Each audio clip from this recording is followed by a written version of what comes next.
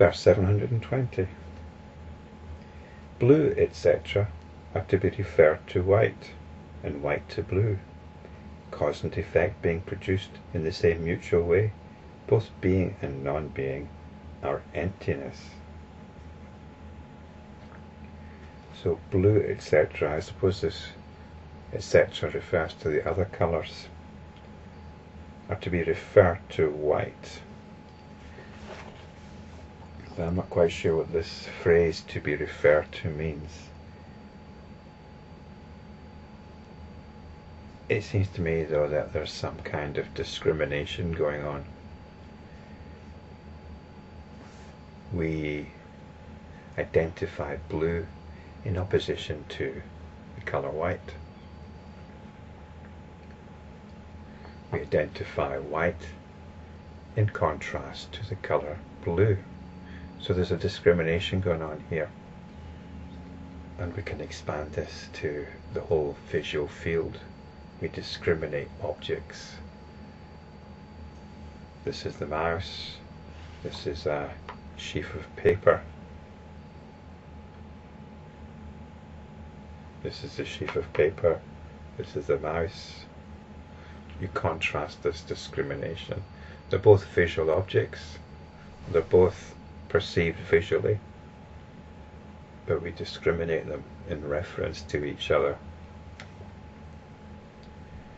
And we can take this deeper, this discrimination deeper, cause and effect being produced in the same mutual way.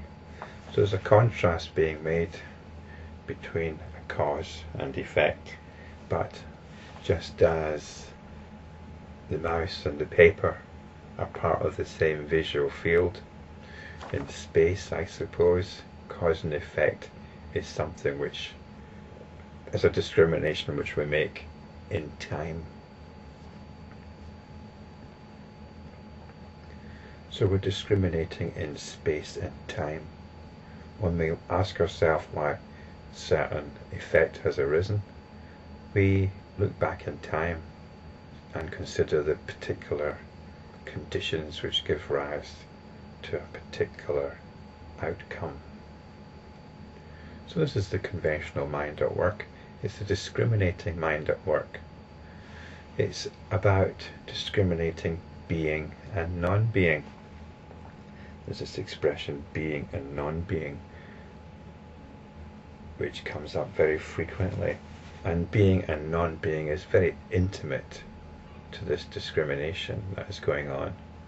It's saying this is what is and this is what is not. This is what I am and that is what I am not. So this is the basic discrimination. It's summed up in being and non-being, discriminating what is and discriminating what is not. And the crunch here though is that both being and non-being are emptiness. And this is where we go as enlightenment practitioners. As enlightenment practitioners, we're not interested in discriminating within the visual field. There's simply the visual field. We don't even discriminate that. We could call it the sensory field, or come back to the field of experiencing.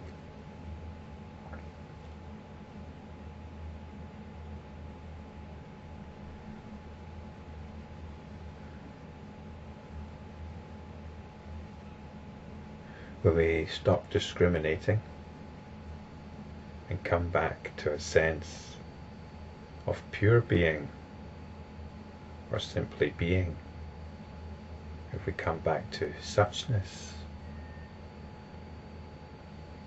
we come back to the awareness within which everything is happening.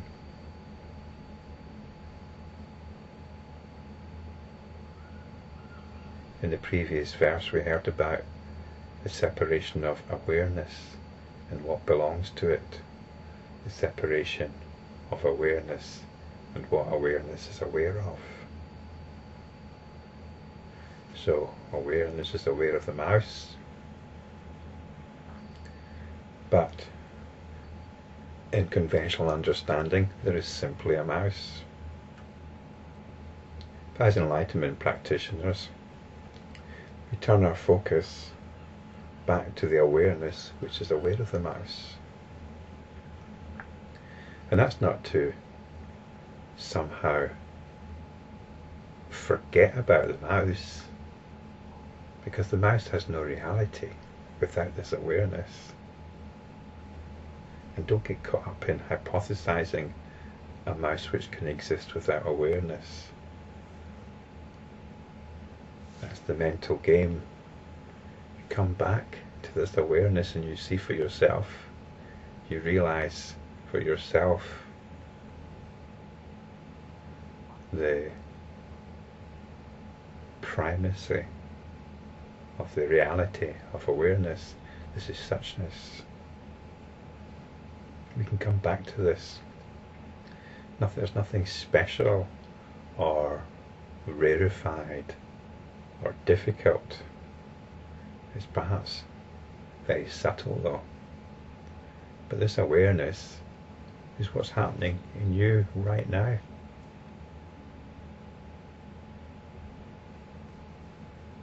You're hearing words being spoken. And you project the source of the words to something external, even though the words are being heard right where you are. This is what you come back to. Come back to where you are hearing these words.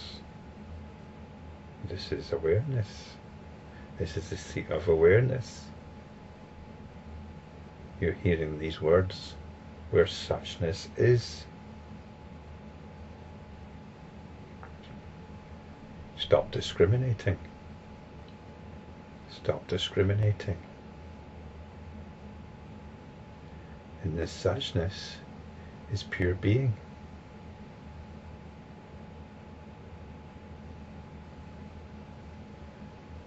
Don't discriminate these words as coming from an external source. Don't discriminate these words as coming from Guru Gillis. These words are simply pointing to where you are. And where you are can be realized in the awareness that is hearing these words. Without that awareness, these words do not exist.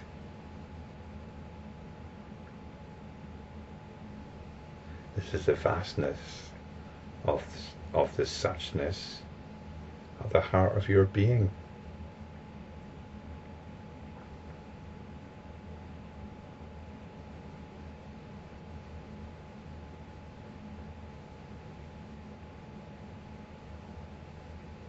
This is your fundamental reality.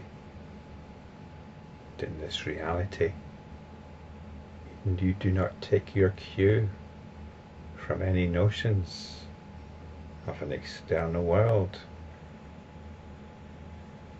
You are independent of the world, just as the sun is independent of all the life that it generates. You are this sun. When you're practicing enlightenment, you inhabit this sun. Burn away all limitations. Self-fueling.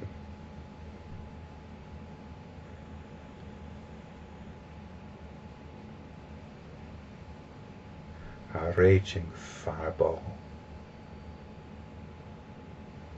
of infinite splendor.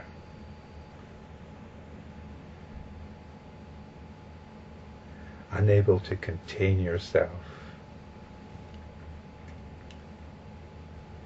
exploding in radiant joy.